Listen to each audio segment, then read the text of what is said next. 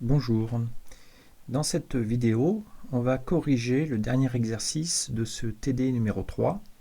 Le dernier exercice concerne l'établissement de l'équation d'onde pour le son, de montrer qu'on obtient l'équation d'onde lorsqu'on considère les petites vibrations de l'air autour de son état d'équilibre.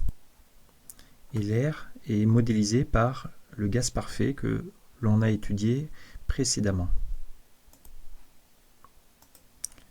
Alors voici cet exercice.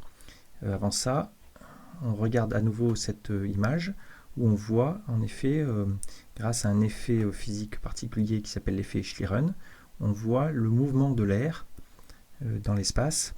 Ici, il y a un haut-parleur qui émet des ultrasons, donc de longueur d'onde de l'ordre du centimètre, et on voit par effet stroboscopique, on voit les ondes sonores se propager vers la droite, se réfléchir sur cette plaque et ensuite aller vers le bas.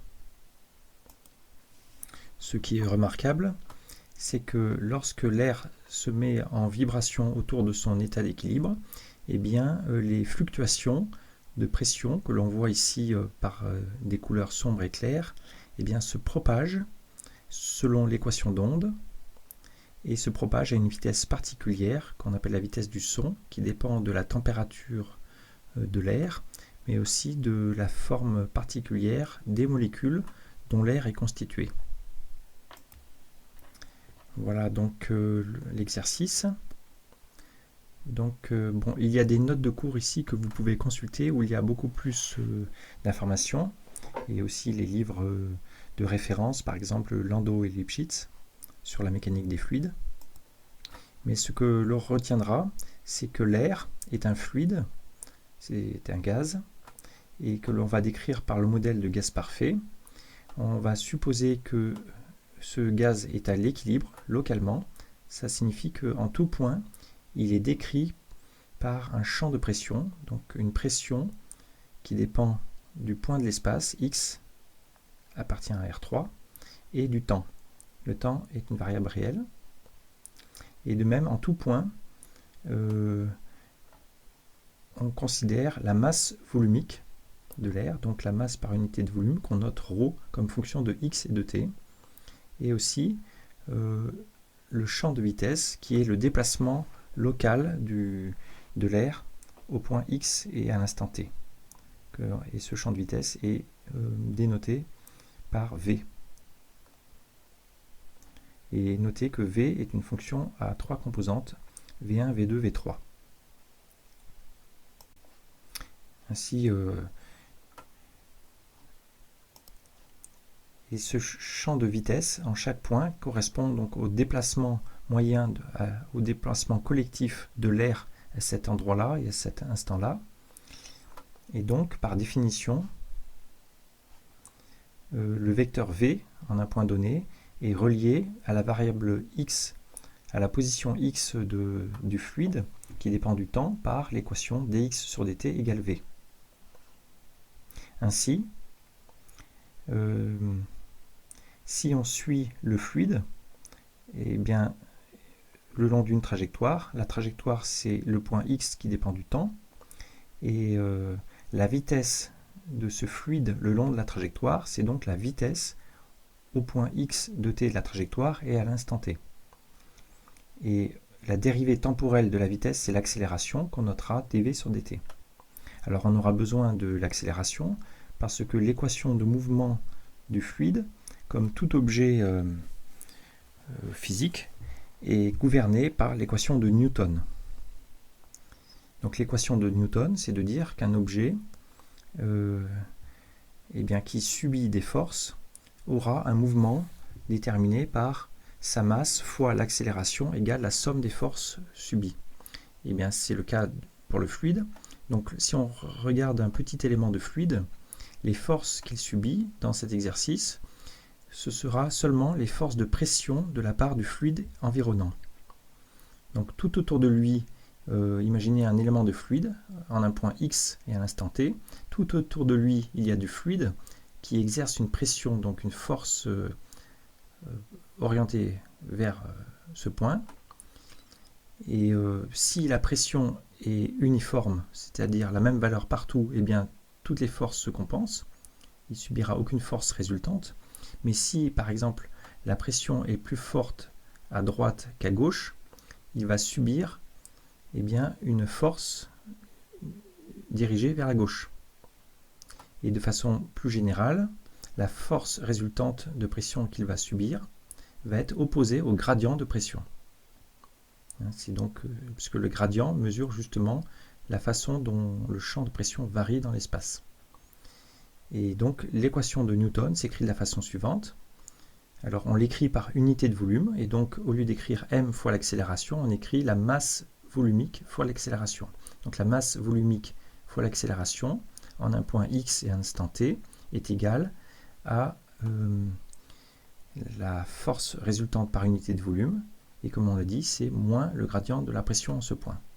Alors cette équation particulière qui découle directement de l'équation de Newton s'appelle l'équation de Euler. Et vous pouvez consulter la page Wikipédia pour avoir plus d'informations sur l'histoire très intéressante de cette équation et qui va jusqu'à nos jours parce que elle génère des problèmes de physique et de mathématiques extrêmement compliqués et très intéressants. Voilà, donc on admet que le fluide est gouverné par cette équation de mouvement, l'équation de Euler, en tout point, à tout instant. La première question, c'est de montrer une équation préalable qui s'appelle l'équation de conservation de la masse ou équation de continuité, et bien que le champ de masse volumique satisfait cette équation-là. Donc la dérivée temporelle plus la divergence de ρ fois le champ de vitesse est égale à 0. Et de redémontrer cette équation qu'on appelle l'équation de la conservation de la masse. Alors voici la solution qui est rédigée ici.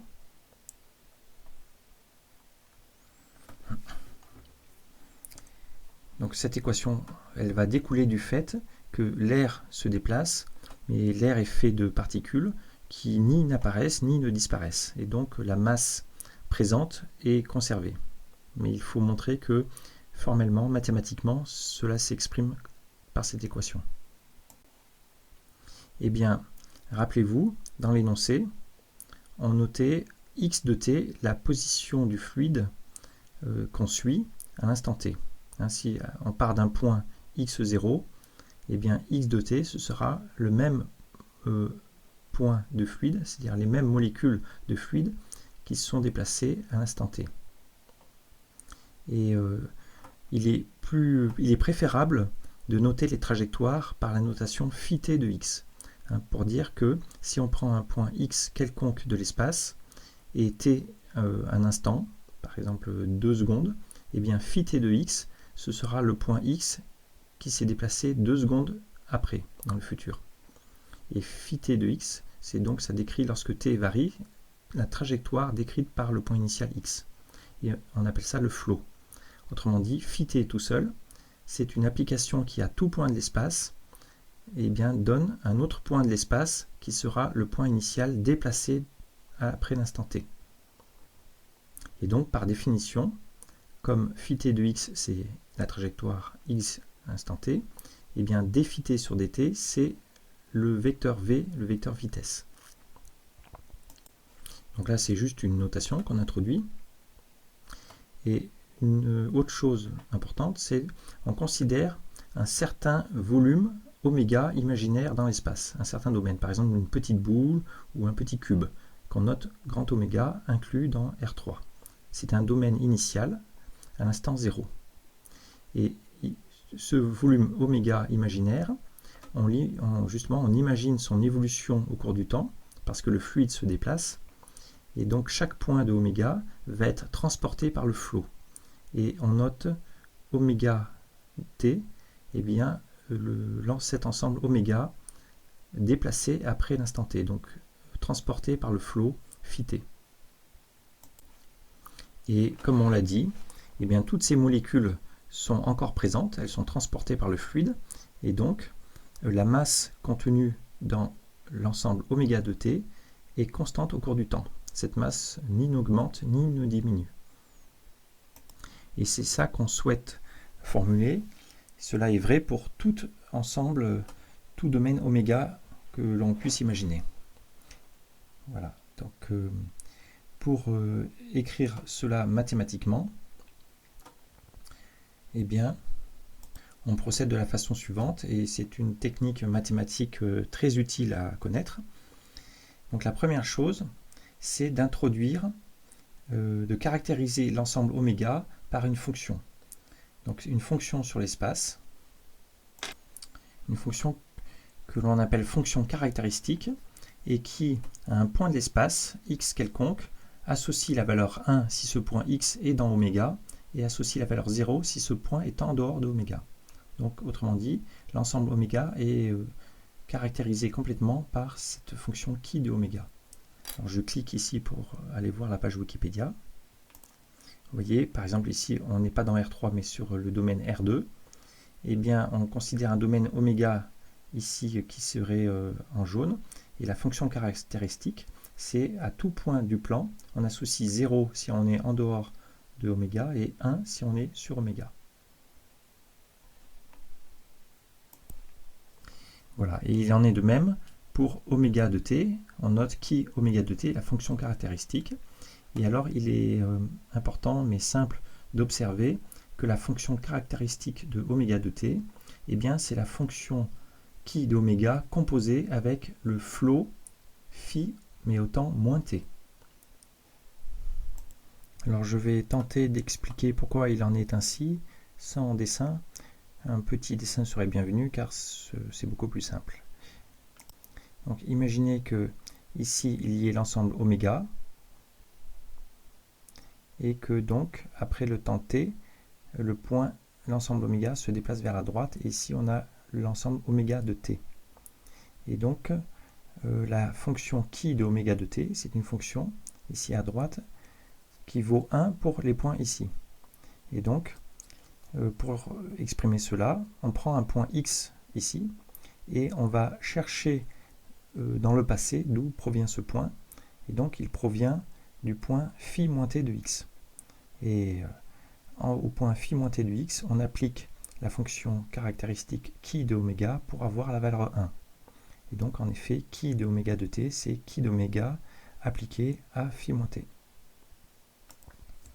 Voilà, grâce à cette égalité, on peut maintenant dire que la masse m contenue dans l'ensemble oméga de t, alors par définition, c'est l'intégrale des éléments de masse dans l'ensemble oméga de t, dm si vous voulez, et on écrit dm comme dm sur dx fois dx, et donc dm sur dx c'est la masse volumique, ρ fois dx, intégrée sur l'ensemble oméga de t, et on obtient la masse totale.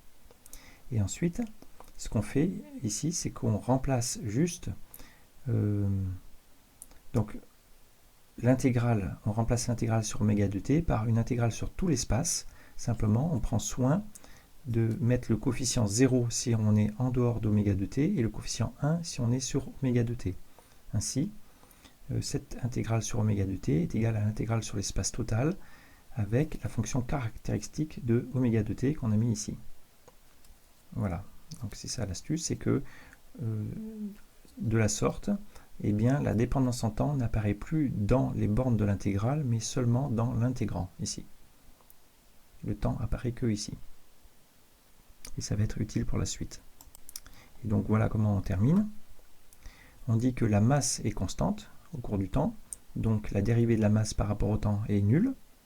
Et d'après cette équation, dériver la masse par rapport au temps, il faut dériver cette expression par rapport au temps. Or, le temps apparaît ici, et ce qu'on sait sur dφ de t sur dt, c'est la vitesse. Donc, dφ de moins t par rapport à t, c'est moins la vitesse. Et donc, lorsque on va dériver cette expression, c'est une fonction composée. Donc, on dérive l'intégrand. Donc, l'intégrale sur R3 reste. Et il faut donc dériver la fonction qui de oméga par rapport à toutes ces variables. C'est une fonction sur l'espace.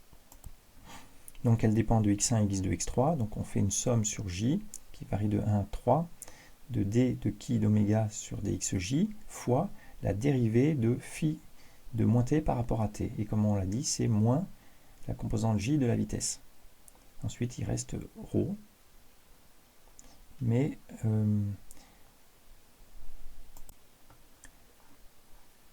ρ dépend aussi du temps. Hein. C'est une fonction aussi du temps. Donc, il faut aussi dériver ρ par rapport au temps. Et on laisse la fonction caractéristique ici devant. Voilà. Donc, on obtient cette expression.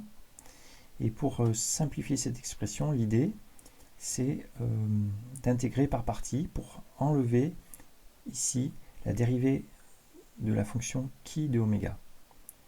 Donc l'intégration par partie se fait tout simplement en reportant cette dérivée par rapport à xj sur le reste, donc sur ρ fois moins vj.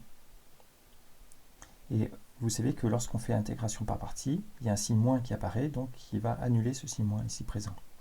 Donc il va rester qui de oméga ici, et bien sûr la somme sur j, et la dérivée par rapport à xj de vj fois ρ. Voilà.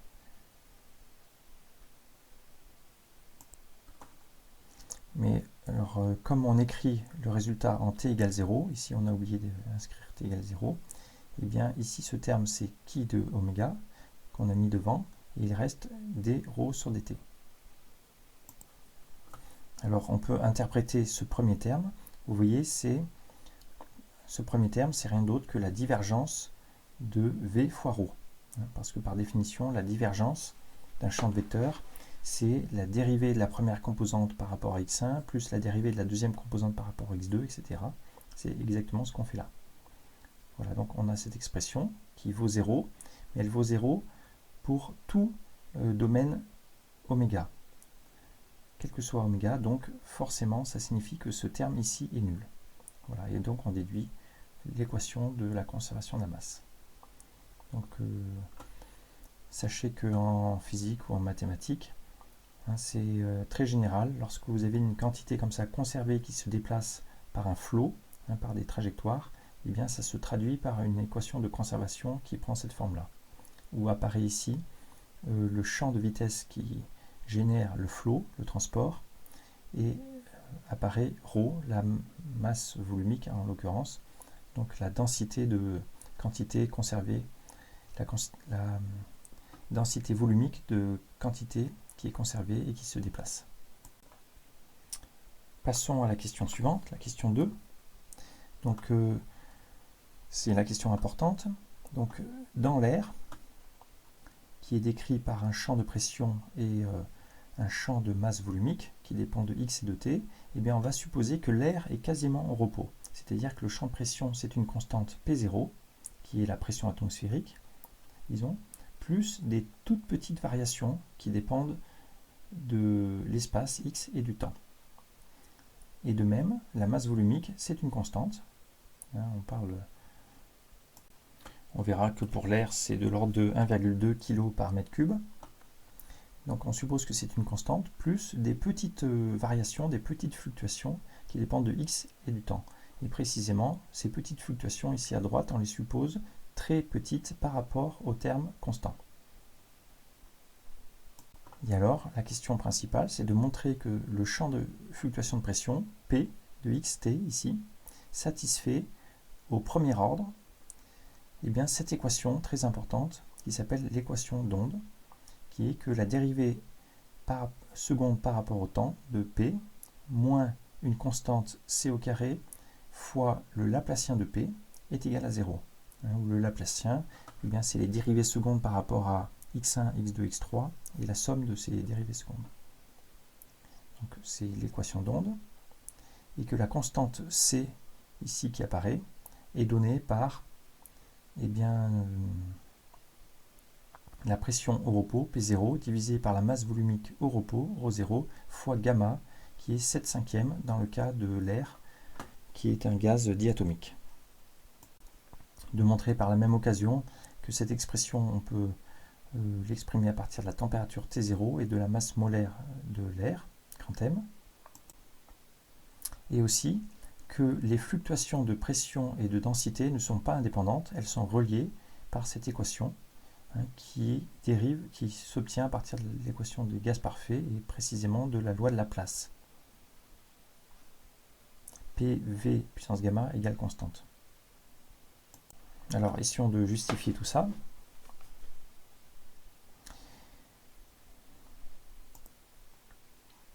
Donc voilà, on écrit les définitions des fluctuations petit p et petit ρ, qu'on suppose petites par rapport aux constantes P0 et ρ0, comme on l'a dit. Et ensuite, rappelons-nous que le champ de vitesse, si on l'observe en un point x, t, autrement dit une trajectoire du fluide, eh bien la dérivée par rapport au temps, c'est l'accélération, hein, qui intervient dans l'équation d'Euler.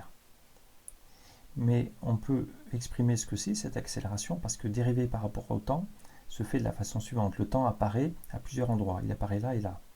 Donc c'est une fonction composée, v composée avec x qui dépend du temps. Et donc on peut exprimer de la façon suivante, v dépend de x1, x2, x3. Donc cette dérivée c'est la somme sur les composantes 1 à 3 de dv sur dxj fois la dérivée de xj par rapport au temps, plus la dérivée par rapport à la dernière entrée ici, donc tout simplement dv sur dt. Voilà. Or, ici dxj sur dt, par définition, c'est la vitesse, c'est la composante j de la vitesse. Donc on obtient cette expression pour l'accélération du fluide. C'est assez connu cette expression. Mais ce qu'on observe, c'est que d'après l'hypothèse que le fluide a des toutes petites fluctuations, eh bien la vitesse est très faible en fait. On va supposer que la vitesse est très faible, et donc ce terme-là qui fait intervenir une vitesse fois une vitesse au carré, est négligeable devant le deuxième terme ici. Donc au premier ordre, on va négliger ces termes ici qui font apparaître des vitesses au carré, et on va dire que l'accélération s'approxime comme tout simplement la dérivée partielle de v par rapport au temps. Et ainsi, l'équation de mouvement de Euler, hein, que l'on a vu ici, eh bien, au premier ordre, le champ ρ, on va le remplacer par ρ0. dv sur dt, on va le remplacer par la dérivée partielle de v par rapport à t. Et p, c'est p0 plus la fonction petit p, mais p0 c'est une constante, donc lorsqu'on prend le gradient, c'est nul, il va rester tout simplement le gradient de petit p. Voilà, et donc ça nous donne, l'équation d'Euler nous donne ça au premier ordre, ρ0, qui est une constante, fois dv sur dt égale moins gradient de petit p. On peut aussi écrire l'équation de continuité qu'on a démontrée à la question précédente. Eh bien, ρ, c'est ρ0 plus la fonction ρ, donc ρ en gras. ρ0 est une constante, donc d, voilà, la dérivée par rapport au temps de ρ en gras, c'est la dérivée par rapport au temps de ρ. Et pareil, alors maintenant pour ce terme-là, qui est quadratique, eh bien, vu que la vitesse est une quantité très faible que l'on conserve, eh bien on peut négliger, lorsqu'on remplace ρ en gras par ρ0 plus ρ, vous voyez, il va apparaître ρ0 fois v plus ρ fois v.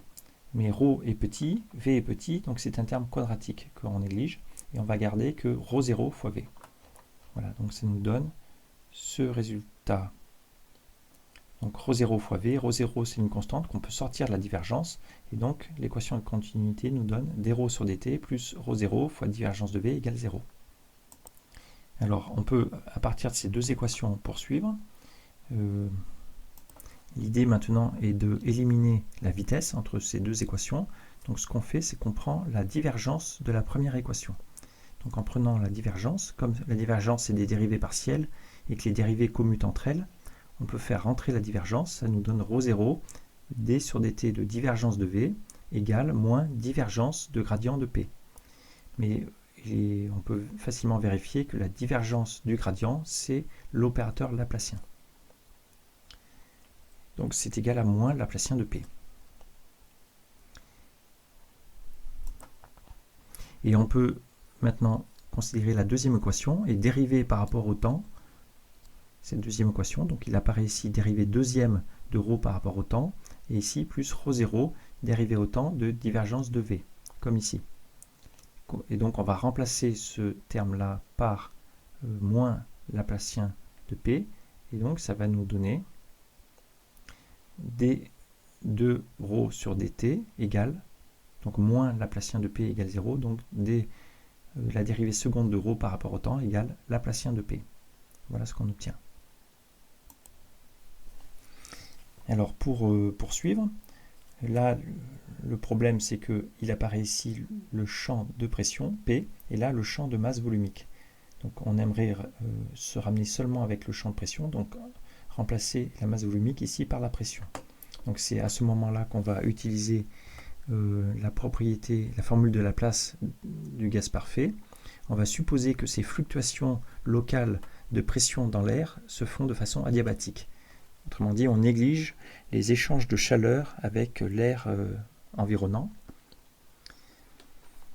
Et autrement dit, localement, on a l'équation qu'on avait démontrée précédemment, dans l'exercice précédent, que P fois V puissance gamma est une constante, où gamma c'est 7/5 pour l'air qui contient des molécules diatomiques. P c'est la pression. Or, on passe le volume à droite, d'accord? Donc ça fait la pression, c'est une constante divisée par V puissance gamma. Et ici on écrit tout simplement, et dans cette écriture-là, on a considéré un petit élément de fluide qui a une certaine masse. Donc c'est une constante, cette masse. Donc on peut introduire cette masse puissance gamma. Et il apparaît ici la masse volumique, ρ. Donc ρ puissance gamma. Donc ça nous donne cette équation, ici, qu'on a reproduite. Et donc on peut prendre le logarithme de cette expression. Ça nous fait logarithme de la pression égale logarithme de la constante plus gamma logarithme de la masse volumique. Et il ne faut pas oublier que la masse volumique comme la pression sont des fonctions. Et donc si on écrit la différentielle de cette expression, la différentielle de ces fonctions, la différentielle de log de P, c'est dP sur P. Ça c'est une constante, donc la différentielle est nulle, et donc est égale à gamma dρ sur ρ. On obtient donc cette expression. Et au premier ordre, eh bien, dP, ce sera comme P gras, enfin la pression totale, c'est la constante P0 plus P, petit p. Eh bien, la différentielle, c'est tout simplement petit p. Pareil pour la différentielle de ρ, c'est petit ρ. Et au premier ordre, la pression totale, on la remplace par la constante P0. Et de même pour la masse volumique, on la remplace par ρ0 au premier ordre. Donc on obtient cette équation qui relie la pression et la masse volumique. Donc on a quasiment terminé. On revient à l'équation ici et on va remplacer la masse volumique ρ d'après cette expression par la pression P. Voilà, donc ρ, c'est tout simplement P fois une certaine constante. Cette constante, c'est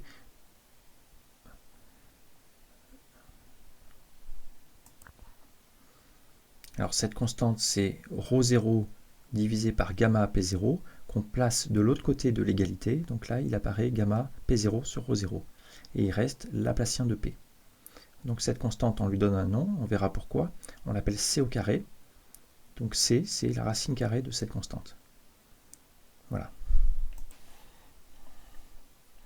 On appelle ça la vitesse du son, on verra pourquoi. Tout simplement parce que les solutions de cette équation d'onde, ce sont des ondes qui se déplacent à la vitesse C. Mais pour continuer ici, on peut exprimer cette constante C, la vitesse du son, d'une autre manière. Pour ça, on se rappelle l'équation du gaz parfait, que PV égale nRT. Et la pression P0, c'est la pression constante. Et T0, c'est la température moyenne, pareil, du gaz. Or, la masse volumique ρ0, c'est la masse par unité de volume, donc divisé par V. Et la masse molaire, c'est la masse par mol. D'accord? Donc, on déduit de cette équation du gaz parfait que P0 divisé par ρ0, eh bien, vous remplacez P0 par nRT T0 sur V, donc ici, NR T0 sur V, et vous remplacez ρ0 par M sur V, donc M ici sur V, les V s'en vont, M sur N, c'est la masse molaire, ça donne grand M, et il reste R T0 sur M. Voilà, donc la vitesse du son, dans la vitesse du son, on peut remplacer P0 sur ρ0 par RT0 sur M. Et ça nous donne cette expression qui est très utile car elle donne la vitesse du son C à partir de la température de l'air et de la masse molaire. La question 3 est une application numérique. C'est de considérer l'air habituel à température ambiante, 20 degrés Celsius, avec une pression habituelle de 1 atmosphère et de calculer cette constante C. Alors, à 20 degrés Celsius, eh bien, la température en Kelvin, c'est 273 plus 20, ce qui fait 293 degrés Kelvin. Et la pression d'une atmosphère en pascal, c'est 10 puissance 5 pascal, car il faut utiliser les unités standards. On déduit que la masse volumique de l'air, d'après l'expression ici qu'on a démontrée, c'est gamma 7/5 fois R qui vaut 8,31 joules par Kelvin. T0 c'est 293 divisé par la masse molaire.